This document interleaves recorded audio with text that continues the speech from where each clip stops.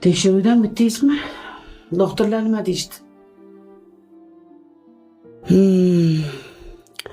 Shunaqa bo'lishi aniq edi, bilgandim. Mevasiz daraxtdan olma kutib, umrimiz o'tyapti-da. Oyi, Nima oyi? Ha? Nima oyi? Borini aytyapman-ku. Agar bo'lsa, shu paytgacha paqillatib bola tug'ib tashlagan bo'lardi bu kelin. O'zi bitta o'g'lim bor edi. O'zidan ko'payarmikin deb niyat qilgan edim. Bu kelin ham mana nabiraga zor qildi. Oyijon, men ham juda ham xohlayman bolali bo'lishni. Lekin nima qilay? Yo'q, siz hech narsa qilmang. Mana shunday muloyim mushuk bo'lib, o'g'limni pinjiga kirib o'tiravering. O'g'lim bechora ham sizga qarab umri o'tib ketsinmi? oyi, bu nima deganingiz? Qo'ysiz shunaqa gaplarni. Bolali bo'lish bandasini qo'lida emas-ku. Xudo qachon bersa o'shanda bo'ladi. Keyin buni ustiga bu ishda nazokatning aybi yo'q. Hech ham unaqa emas.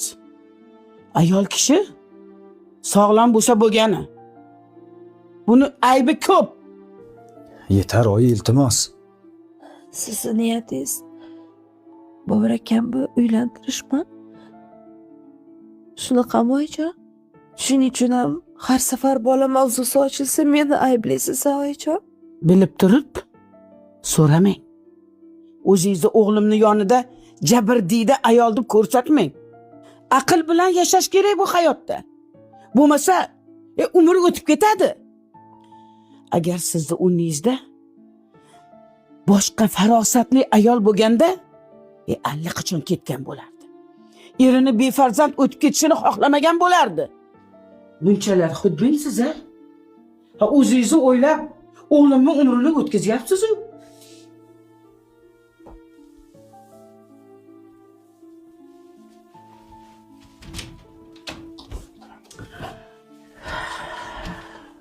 Oyi, bo'ldi endi, yetar.